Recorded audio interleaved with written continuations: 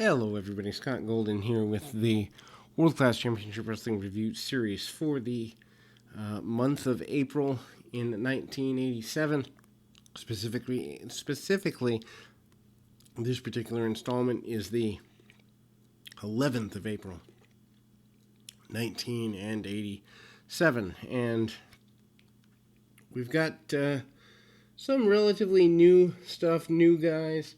Some guys that are only here for a little bit, and we also have some returning favorites, but definitely, I say it week by week, the card getting weaker and weaker, no pun intended.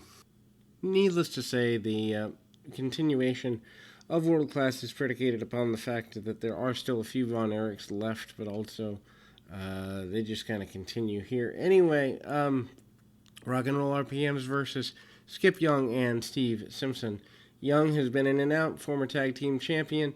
The RPMs are successful, albeit a little bit brawler-like and the like. Deep arm drags. Skip Young, after his opponents very quickly. His former championship status, I think, helps him come back in and out. Steve Simpson, obviously a guy who everybody is strongly behind. Also a guy who, obviously, people are comfortable with in one way or another. Tag off, break down. The babyfaces managed to get some arm work. Heels cut the ring off on Steve Simpson, grind him down to the mat. Managed to do so with knees to the spine. Double team trying to choke Simpson out over the top rope strand. Makes him carry the weight.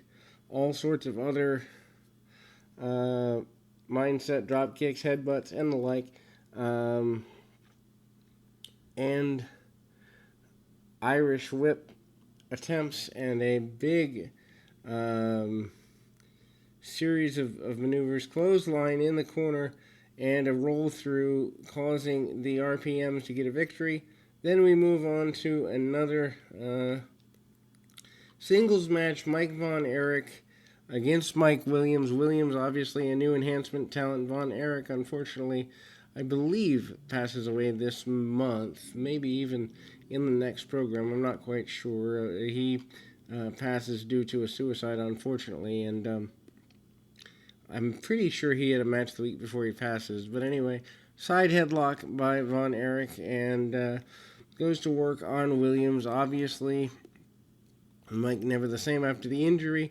Really basic match. Holds on to the headlock for several minutes. Doesn't really get much other than the headlock going for himself. Williams looks like he has, I would say, a better body than Von Erich, although certainly an enhancement talent level body, to say the very least. We then see Mike get in there with a running in Al Madril, who tries to interfere, but that's after some monkey flips and a drop kick by Mike. Obviously, they give him the victory before the Madril run-in, and, you know, he hits a crossbody, gets the 1, 2, 3, and then Madril gets the run-in. Madril beats him down, setting up matches between the two next week. We see an interview with Spike Huber, and Huber is a guy who certainly is from the Indiana area, talks about fighting all over the place, being a contractor, didn't say Teamster, but basically union member. Mike Von Erich talks about wanting to get his hands on a Diaz and Madril. Then we move to the semi-main event, Spike Huber versus Ken Fletcher. You know, not your simplest of matches here, or not your best of matches anyway. It's certainly a very basic core match meant to get Huber over. Huber has been here before, and, you know, he's kind of more out there in jeans and a t-shirt, kind of a very down-to-earth kind of guy. You know, he goes right at his opponent.